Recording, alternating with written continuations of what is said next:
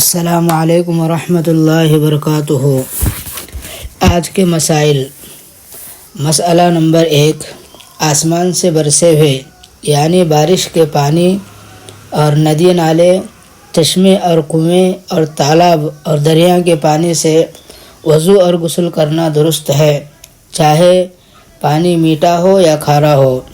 حوالہ بہشتی زیور، جلد نمبر 1 صفحہ نمبر 58۔ حوالہ شرح التنویر، جلد نمبر 157۔ مسئلہ نمبر 2، کسی پھل یا درخت یا پتوں سے نچوڑے ہوئے عرق سے وضو کرنا درست نہیں ہے۔ اسی طرح جو پانی تربوزے سے نکلتا ہے اس سے اور گنے وغیرہ کے رس سے وضو غسل درست نہیں ہے۔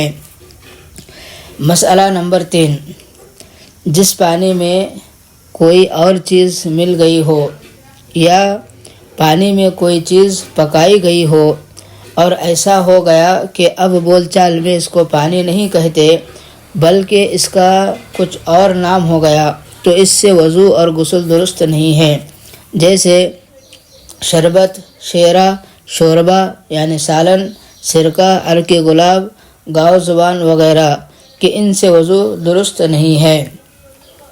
مسئلہ نمبر 4، جس پانی میں کوئی پاک چیز پڑ گئی اور پانی کے رنگ یا مزہ یا بو میں کچھ فرق آ گیا لیکن وہ چیز پانی میں پکائی نہیں گئی اور نہ پانی کے پتلے ہونے میں کچھ فرق آیا، جیسا کہ بہتے ہوئے پانی میں کچھ ریت ملی ہوتی ہے یا پانی میں زعفران مل گئی اور اس کا بہت ہی ہلکا سا رنگ آ گیا یا صابن پڑ گیا یا اسی طرح کوئی اور چیز پانی میں مل گئی تو ان سب صورتوں میں وضو و غسل درست ہے۔ حوالہ بہشتی زیور، جلد نمبر 1 صفحہ نمبر 58۔ بحوالہ در مختار، جلد نمبر 1 صفحہ 181 و کتاب الفقہ، جلد نمبر 1 صفحہ نمبر 57۔ مسئلہ نمبر 5، اور اگر کوئی چیز پانی میں ڈال کر پکائی گئی اور اس سے رنگ یا مزہ وغیرہ بدلا ہو تو اس پانی سے وضو درست نہیں ہے، البتہ کوئی ایسی چیز پانی میں ڈال کر پکائی گئی جس سے میل کچیل خوب صاف ہو جاتا ہے اور اس کے پکانے سے پانی گاڑھا نہ ہوا تو اس سے وضو درست ہے، جیسا مردے کو نہلانے کے لیے بیری کی پتیاں پکاتے ہیں اور اس سے کچھ حرج نہیں ہے، البتہ اگر اتنی زیادہ ڈال دے کہ پانی گاڑھا ہو گیا تو اس سے وضو و غسل درست نہیں ہے۔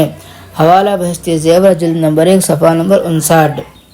بحوالہ فتاوی ہندیہ، جلد نمبر 1 صفحہ نمبر 13۔